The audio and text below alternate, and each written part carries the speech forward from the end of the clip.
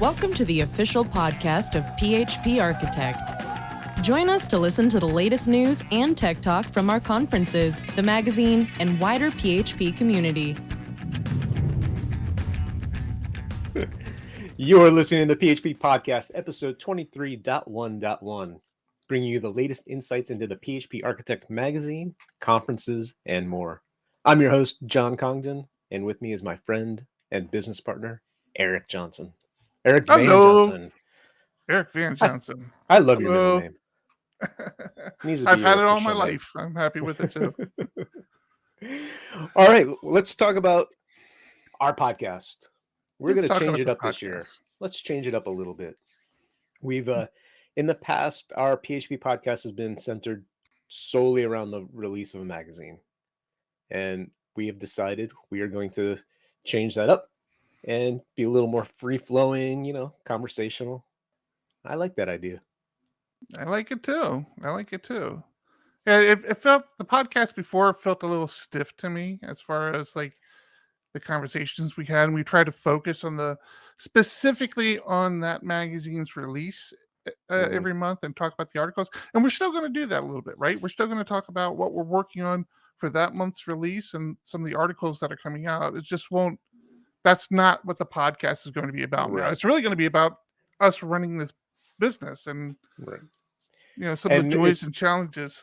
Yeah, we're not going to go through every single article in the magazine like we have in the past.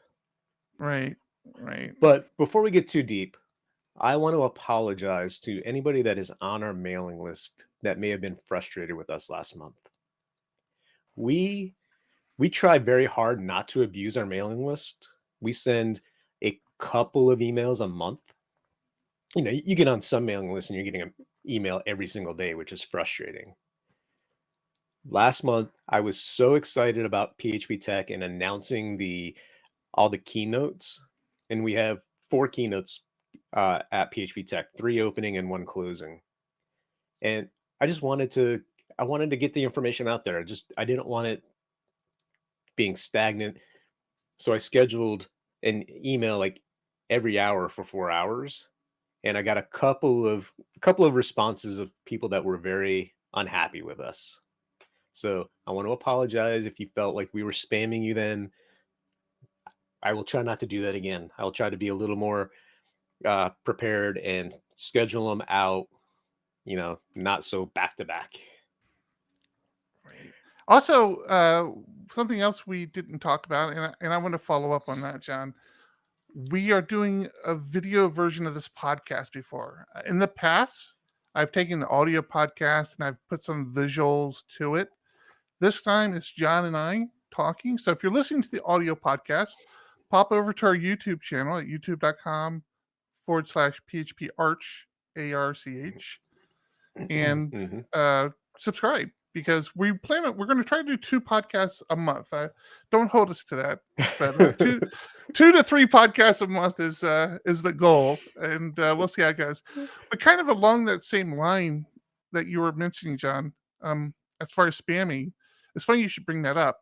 On the official PHP Architect Twitter handle, I have not been posting the speakers for PHP Tech because, again, I have this kind of setup. The PHP Architect Twitter handle already has a lot of tweets that go out a day talking about the magazine, talking about books. So definitely follow that as well. But I moved. What is it? Is it PHP Tech? Is that what the other handle is? Yeah. PHP Tech. If you really want to keep track of the speakers, head over to PHP Tech. I am tweeting out pretty much every day at least 1 or 2 speakers who are going to be speaking at PHP Tech. So if you're not following PHP Tech on Twitter, follow that. Follow that. And or go ahead. Yeah. I was going to say, or on Mastodon at phparch.social/ I think it's just tech, or is it /PHP Tech? It's tech. It's just tech for PHP Tech. It's editor for the magazine. So you want to go to phparch.social /editor. If we can do that here. phparch.social. I promise the future podcast won't be us figuring this stuff out as we go. Oh, no. I wouldn't promise that, John. That doesn't seem like a good idea. phparch.social. Yeah, I went to block notifications. So that is the tech one, and I think it's editor is the magazine. Is the one we came with the magazine. The magazine one was really hard because I didn't want to have PHP Arch at .social. phparch. Yeah, at PHP Arch. So we went with editor. Is it editor or edit? I think it's editor. Yeah, pretty sure. Yeah, it's editor. So if you're on Mastodon, phparch.social / and you got to do the little @ symbol editor. And for tech, it's the @ symbol tech. So if you're a Mastodon or Twitter person, and you won't miss out, we do all cross posting. I know there's some controversy around whether people should be cross posting or not, but we're a business. I think for marketing, it's okay. I think for other stuff, you probably shouldn't be. That's my thought. I wanted to talk a little bit about the magazine timing because we've been up and down. And again, the podcast is just Eric and I sharing about what's going on with PHP Architect in general. And here it is, the 17th of January. And we just got the January issue out yesterday. Digital issue. Digital. So print normally follows. I get it to the printer within a couple of days of release. I give it a couple of days to get any sort of feedback of things that need to be fixed before sending it to the printer. And then that takes them a couple weeks to get actually printed and shipped out. We had a little bit of turnover last year, and between turnover, getting articles from our contributors, our writers, and just taking the time to do the layout, in addition to December just sucking, with all the holidays, it just makes it hard to get everything done. So the last few months we've been a little late. We are working on getting it back. We would ideally want it out on the first of the month. There's nothing saying we have to. It's just what Eric and I are kind of striving for. Yeah, and a lot of things have to come in, fall into place for that to happen. Again, like John said, November, December here in the U.S. are kind of crazy because a couple big holidays, not back to back, but each at the end of each month there come some big holidays. People are spending a lot of time with their family, and when you're dependent on what do we got, like 8 people that normally contribute, 8 to 10, yeah.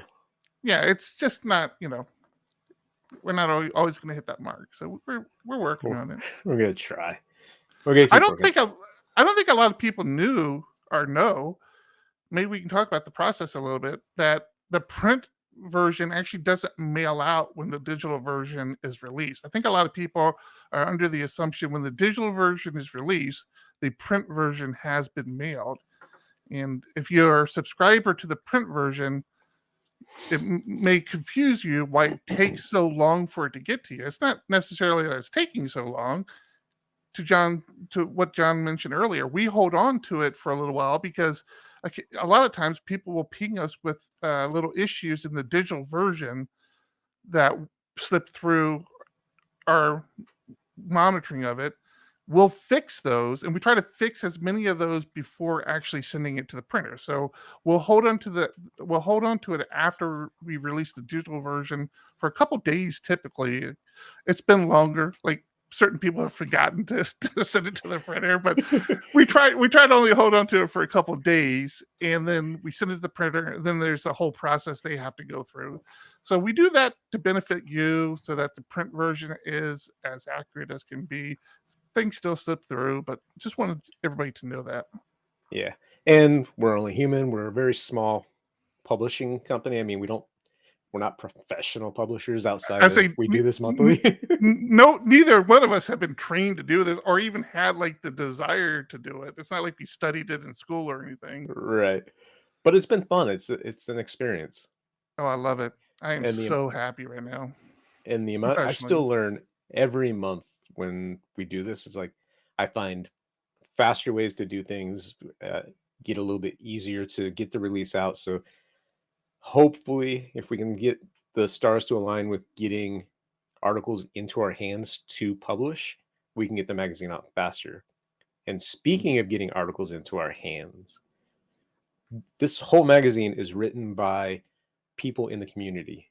If you have an idea of something you want to write about for the magazine, ping us, write to us either Twitter, Mastodon, email us, get in contact with us. Come to PHP Tech and talk to us in person. Uh, we rely on articles from people like you, and we pay for your articles. We don't expect you to sit down and write for free. So if you have something you're very passionate about, let us know. If we feel it's a good fit for the magazine, we will work with you to get to and help in any way we can to get the article to us. Obviously, if it's not a good fit, it's not a good fit, and we'll tell you to go pound sand, but in a much nicer way. That's true. Yeah.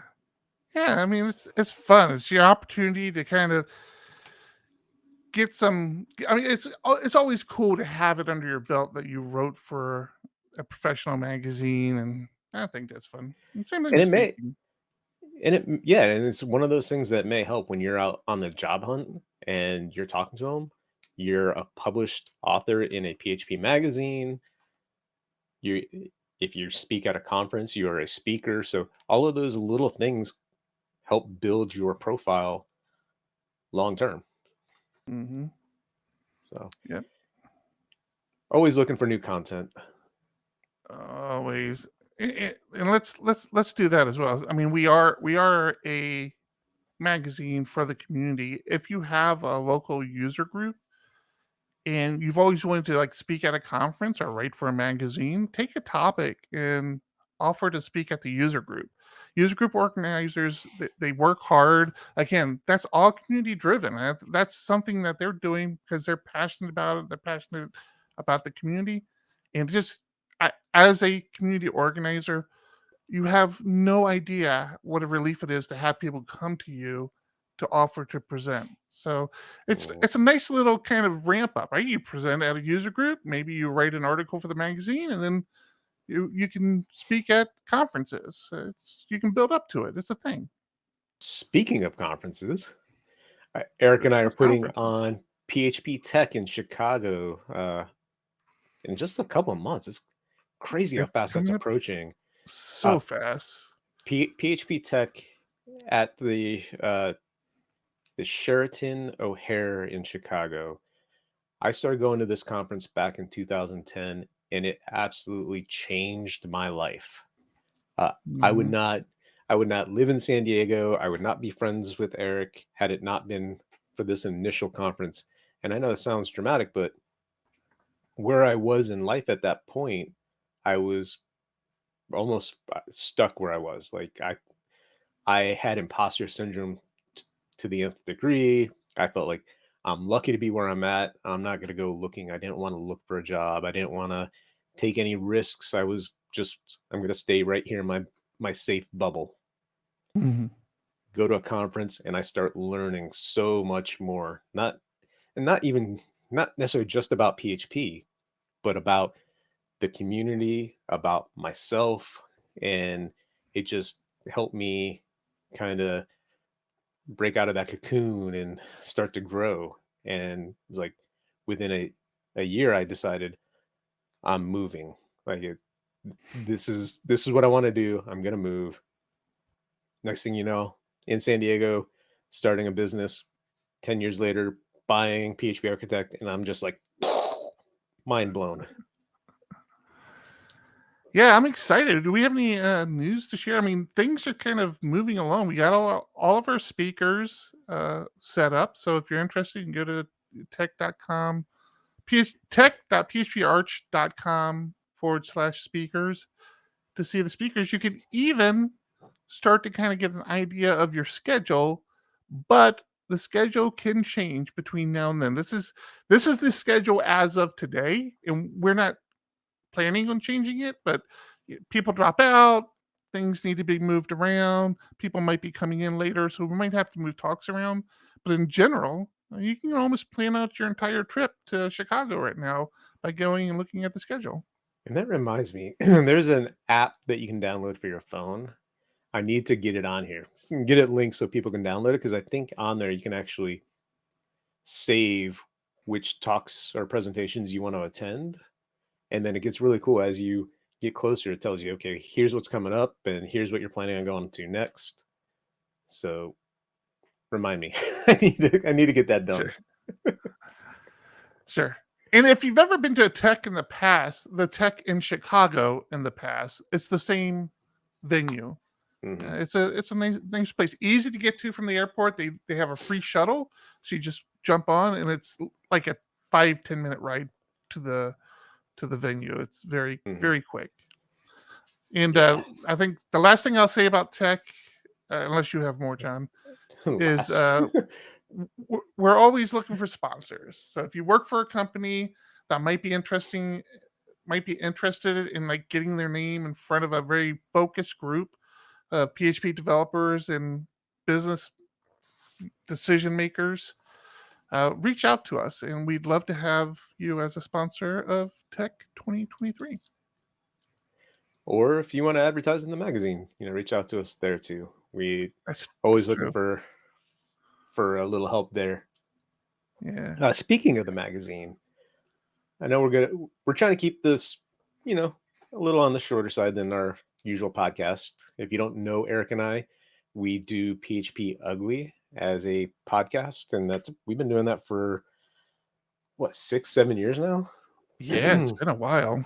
Over 300 episodes. Yeah.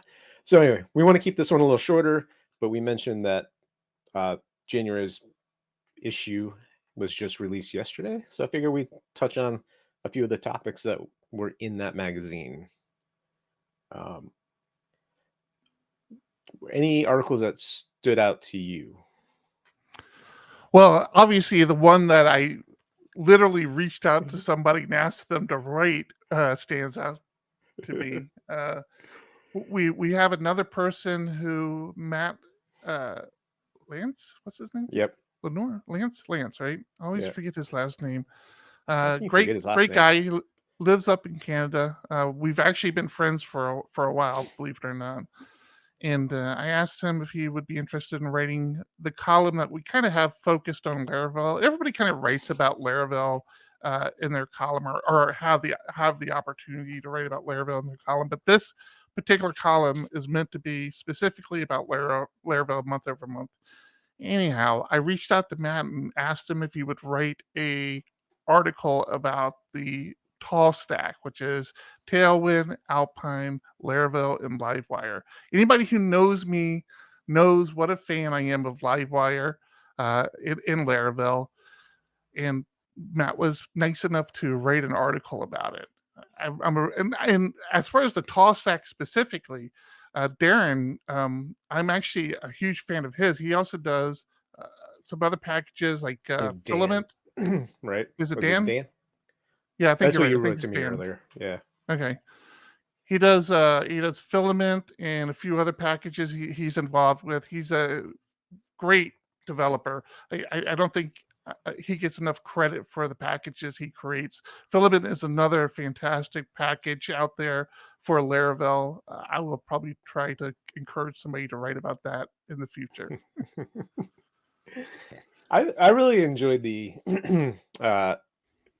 Chris Tankersley's education station on Monolith versus Microservices, because I work on a monolith. That's I have my entire career, the few jobs I've had, it's always been this monolith architecture, and I always feel like I'm missing out on and not doing microservices. In our consulting world, that I don't dabble in the coding as much. I'm there to help. I give guidance where I can, we've done some microservices. And then in the monolith I work in, there are a couple of microservices, one that I released last year, and I feel like I'm just doing something wrong, right? I feel like trying to keep everything up to date is more complex than it should be. Uh, and mostly it's because this microservice that I've written was released, but it's not a team of people that work on that all the time. It's just like a thing that was released, and now all of a sudden it's like, oh, all of these libraries for in your composer have been upgraded, or it was a Laravel app, so Laravel's changed. You need to upgrade it. It's like, I haven't done any coding. I don't want to. I don't care about any of the new library features. Uh, so in my world, microservices were more of a pain than I felt was worth it. So reading his article and just feeling like I'm not crazy, working in a monolith is fine. Not everything has to be a microservice, kind of made me feel a little better. Thank you, Chris. Yeah, we have a few clients now, and again, if you're not aware, John and I had a development shop before we purchased PHP Architect, before we took over operations of PHP Architect, and we had clients that got merged with PHP Architect. So everybody who was a Diego Dev employee is now a PHP Architect employee, and we're going to brand it brand it as the consulting arm of PHP Architect, because obviously we don't want to lose our clients, and we have really good developers. We do good work, so there's no reason not to continue to do that. But I say that because we have multiple clients, and we've tried microservices and other clients as well. And I feel that pain. I like the microservices from the perspective of in the individual client. One of the clients I'm talking about, they always have this paranoia of when a release happens for one small piece of the application, it's going to bring down the entire application. And I think with microservices, you can minimize that a lot, where you can make pretty dramatic changes to a microservice without bringing down an entire infrastructure of an application. Mm-hmm. But to John's point, that's one of the benefits of it for sure. Yeah, but to John's point, you end up with all these little apps, and especially if you have like really small apps, you end up with all these little apps running all over the place, and you discover like nobody really has ownership over these little apps, and they fall out of date, and then you kind of have this conversation of, well, it's working, I don't really want to touch it, but then there's the whole security aspect of it, and then occasionally you get performance enhancements, so should you be touching them? And I haven't really worked out a good workflow on the microservices and how they should be managed. I guess managing microservices. If the microservice is big, we say microservice. Microservices are just standalone apps, and they can get pretty big. One of the ones we're working on right now is a payment gateway as a microservice for this client, because this client has all these different products and endpoints that they use, and we were duplicating kind of the payment process, and now we're trying to say, okay, let's have this all be its own service. But those are kind of easy to kind of keep your eye on. They can get big, but it's still kind of the domain logic is all contained. Mm-hmm. But occasionally you start to have these like really small microservices. Like we have one that all it does is call out to another service to do a check and then get information back. And that ended up being a microservice because it didn't need to go in the monolith, since it was a mobile app that was kind of doing all this processing. And it just kind of sits out there and it runs and it's great, but it probably hasn't been touched in a year and a half, and could use some TLC. But I just haven't gotten a good workflow. That's the hard part. Microservices work really well when you have a big team of people, and then you split the team up and they're very focused on that one thing, and that's all they work on. So it's constantly being maintained. But like you're saying, right now we're a small team with lots of microservices. So we all work on all of it. So there's no real ownership on keeping things up to date. And there's especially actually when it just another works. article. There's another article coming out in January that could help you with that. Yep. Joe Ferguson is doing one on upgrading with reckless abandonment. I love Reckless it. I love that abandon, article. yeah. Oh, abandon. Yes, you're right. Yeah, with reckless abandon, yeah. Just upgrade. You're good. Don't test anything. Just upgrade.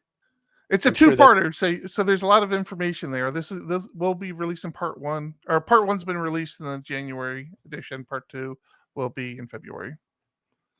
Hopefully closer to February 1st. We'll see. We'll see how that goes. I think that's gonna wrap it for this episode. I like Good. I like the new flow. I'm sure upcoming we're gonna talk way more in depth about PHP Tech and the plans around that. More about just whatever's on our mind. That's the goal. But thank you so much for hanging out with us. Until next time, keep listening. Wait. What? If there are things you like, if there are things that interest you in PHP Architect, in the PHP Architect world, either the conference, the magazine, and you want to ask questions, you can hit John and I up individually on Twitter or Mastodon. You can tweet at the PHP Architect account as well. DM us or just mention us in a tweet or a post, and we will try to address that. I'll put all that information in the description below. Is that how they do it? Oh, yeah, that's how they do it. But where you're pointing at, whoops, I gotta go the other way. We also have a new logo. I would love to hear your feedback on the logo. Oh, we forgot it. I should have had a scene for that. I meant to talk about it. I saw it a few times and kept meaning to bring it up. So I've got like blind list. We've been using it for a while. We've been passing it back and forth internally for a while. So I kind of forget like it's a new logo that we're slowly rolling out. You'll start to see it in all of our stuff. But check it out. Check out the video, the YouTube video. Look in the, what is that? The lower right hand corner or left hand corner? Lower left hand corner, and it will show the new PHP Architect logo. I like it. Me too. All right, now you can wrap it up, John. Yeah. Thank you for hanging out with us. Until next time, keep listening, keep coding, and keep reading. We need an intro and an outro. All right, cool. I think you have one for the podcast, don't you? We have an intro, yeah. Oh. Say bye to everybody. Bye. Bye. This has been PHP Podcast, the official podcast of PHP Architect, the industry's leading tech magazine and publisher, focused on PHP and web development. Subscribe today at phparch.social to see what the leaders in the community and industry are talking about.